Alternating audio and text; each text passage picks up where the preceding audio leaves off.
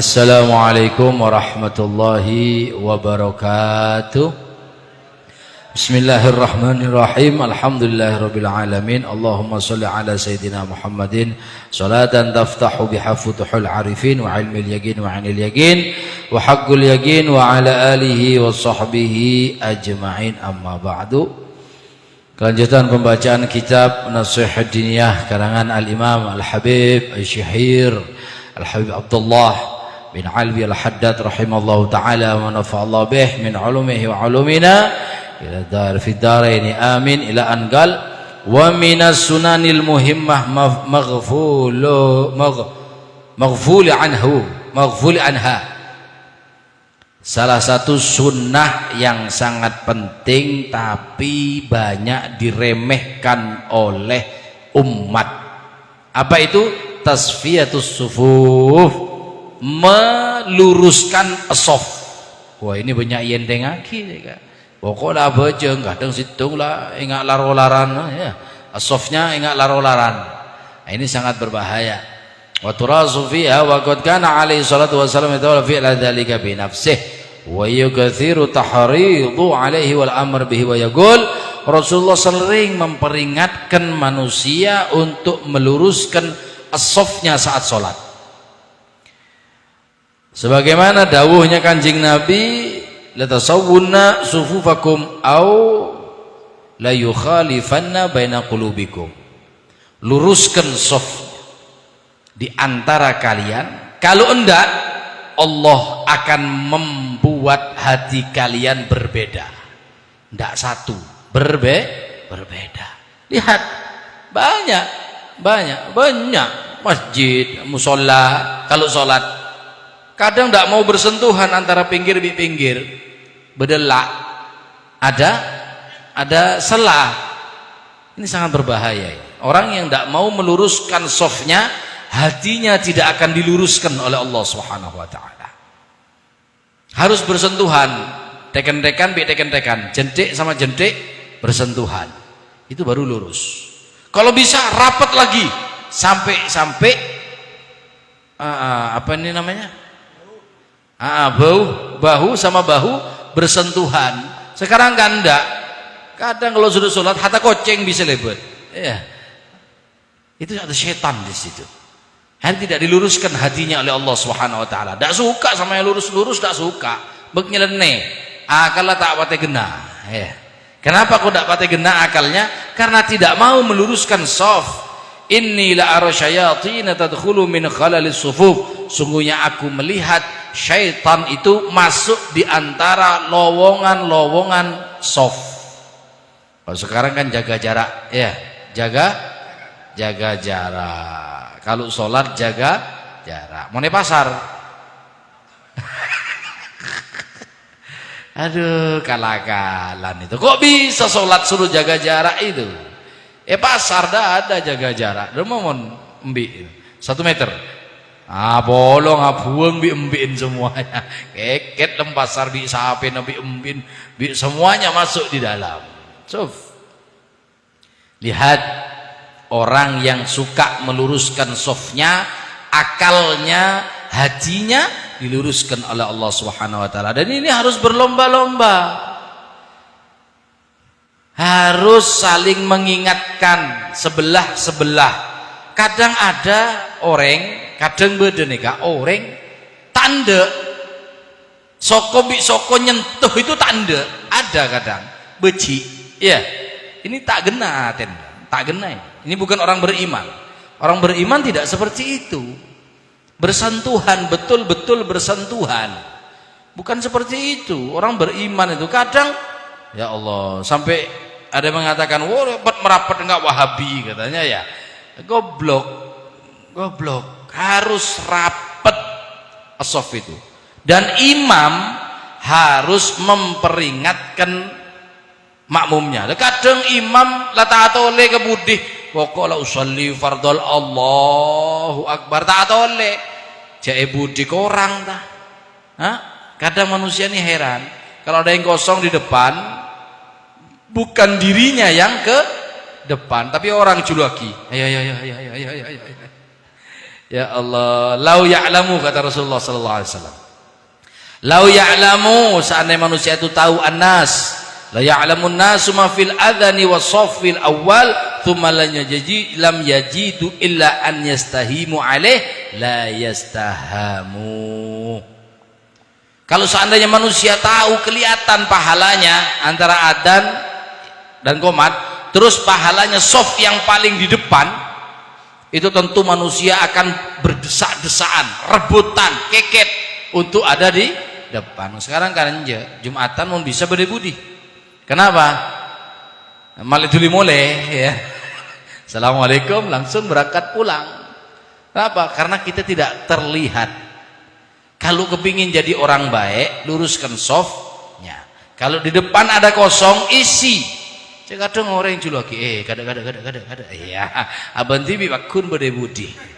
Heran, kalau soal pahala tak mau berlomba-lomba, coba berde-bese. Aduh, berde ya ada. Apalagi pembagian apa itu? Beras PKH, ya PKH. Vaksin lah vaksin, mati lah ya. Pokoknya beres lah ya. Kenapa tidak seperti itu dalam beribadah? Padahal kita dalam beribadah disuruh oleh Allah untuk berlomba-lomba. Sebagaimana Allah Subhanahu wa taala berfirman dalam Al-Qur'an, wa a'udzu billahi minasyaitonir rajim, wa ta'awanu 'alal birri wat taqwa.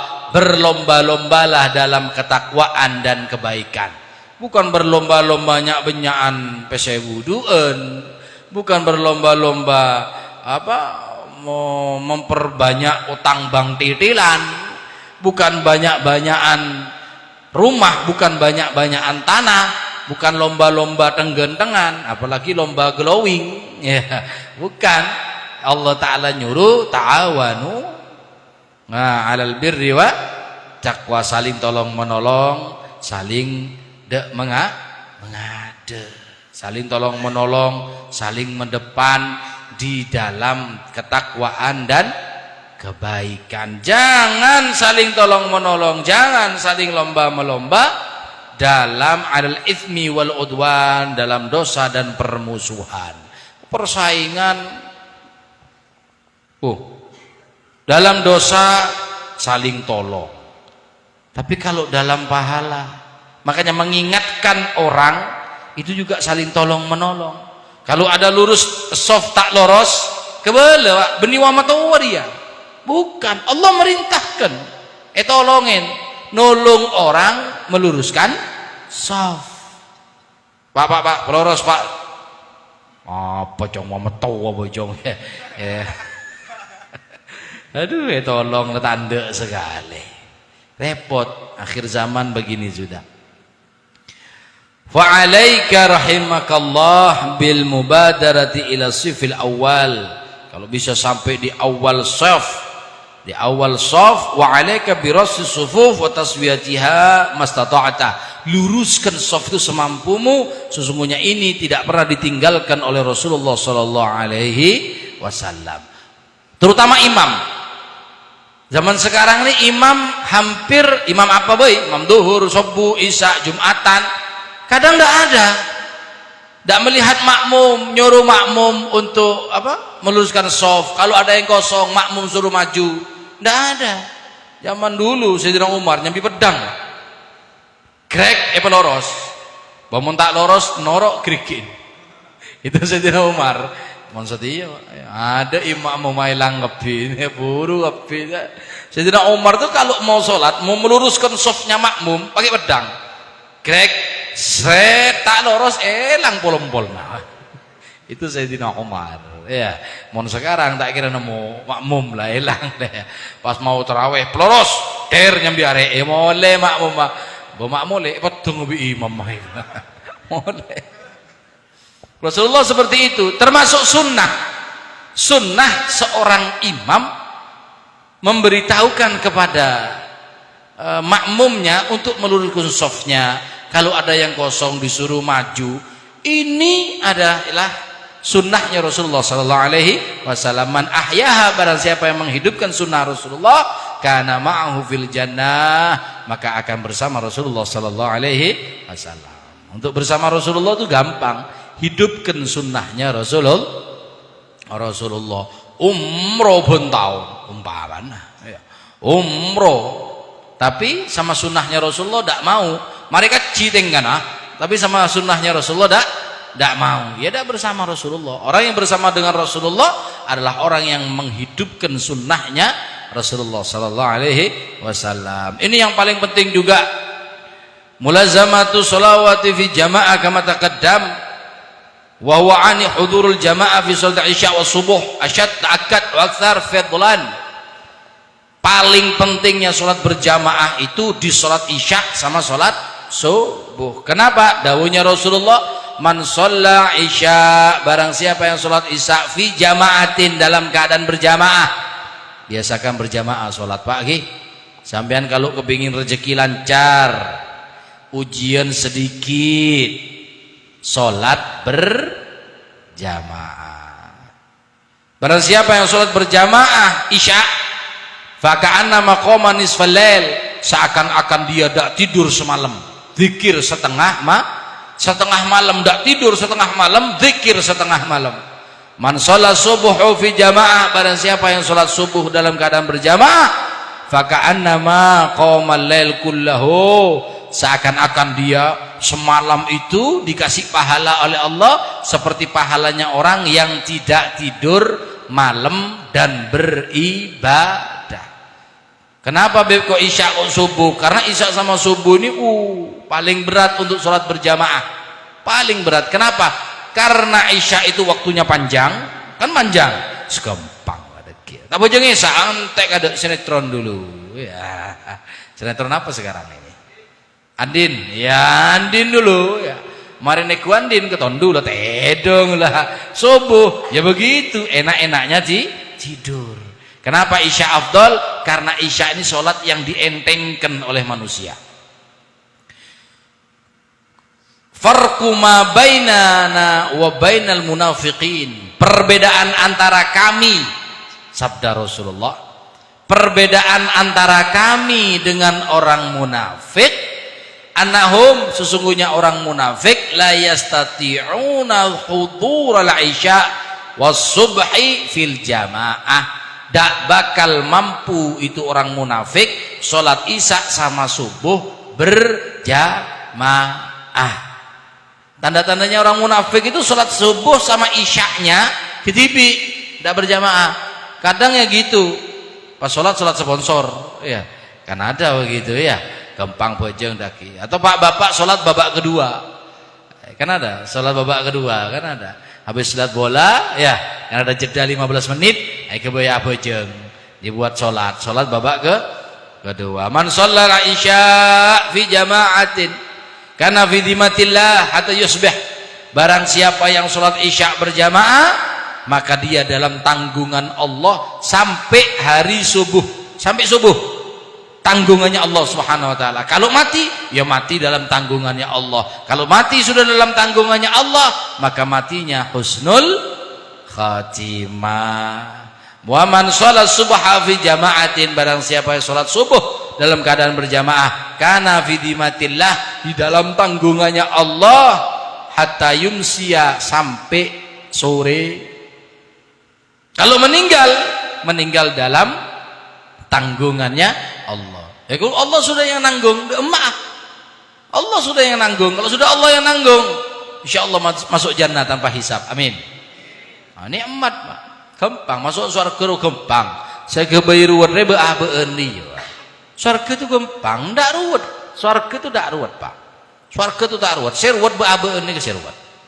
Kalau salat isya berjamaah, salat sendiri. Kalau salat subuh berjamaah, salat sendiri. Saking pentingnya sholat berjamaah. Bahkan thalabul ilm kalau kepingin cepat hafal, kepingin yang apa lagi sepenting ya, mau tak ngapa lagi Pak Gunjong. Kepingin cepat hafal tapi tak ngapa lagi, itu goblok ya. Cuma ada kadang menghafalkan lama tidak masuk thalabul ilm. Sholat berjamaah jangan ditinggalkan. Thalabul ilm itu kalau istiqomah sholat berjamaah gampang, sama pelajaran gampang paham, sama hafalan gampang hafal.